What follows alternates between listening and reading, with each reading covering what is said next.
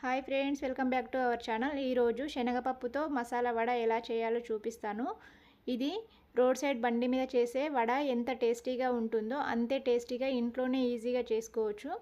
అందుకు కావాల్సినవి ఇక్కడ నేను ఒక కప్పు శనగపప్పును 1 గంట ముందు నానబెట్టుకున్నానండి.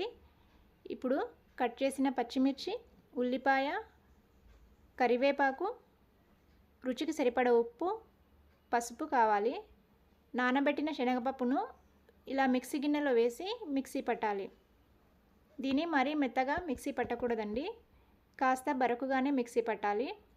ఈ విధంగా మిక్సీ పడితే సరిపోతుంది. దీన్ని వేరొక బౌల్లోకి తీసుకోవాలి. ఇందులో కట్ చేసిన పచ్చిమిర్చి, ఉల్లిపాయ,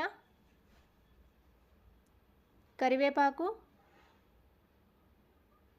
పసుపు, రుచికి సరిపడ ఉప్పు,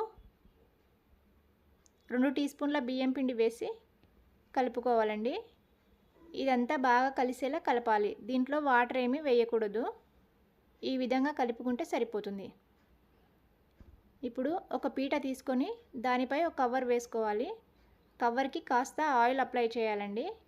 ఇలా ఆయిల్ అప్లై చేసిన తర్వాత రెడీ చేసిన శనగపప్పును చిన్న ముద్దగా తీసుకొని ఇలా వడగా వత్తుకోవాలి. దీన్ని మరీ పలుచగా చేయకూడదు, కాస్త మందంగానే చేసుకోవాలండి. ఈ విధంగా చేసుకుంటే సరిపోతుంది. దీన్ని ఆయిల్లో వేసి డీప్ ఫ్రై చేసుకోవాలి. నేను ఇక్కడ ముందుగానే ఆయిల్ని వేడి చేసుకున్నానండి. ఇలా ఆయిల్లో వేసి ఒకవైపు బాగా కాలిన తర్వాత రెండో వైపు తిప్పి కాల్చుకోవాలి.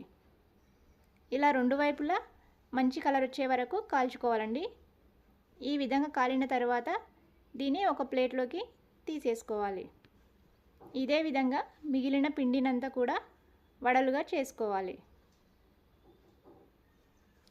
ఇలా వడలు చేసిన తర్వాత 2 వైపులా మంచి కలర్ వచ్చే వరకు కాల్చుకొని ప్లేట్లోకి తీసేసుకోవాలి.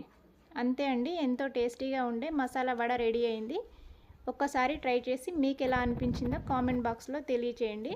అలాగే ఈ వీడియో కనుక మీకు నచ్చినట్లయితే లైక్ చేయండి.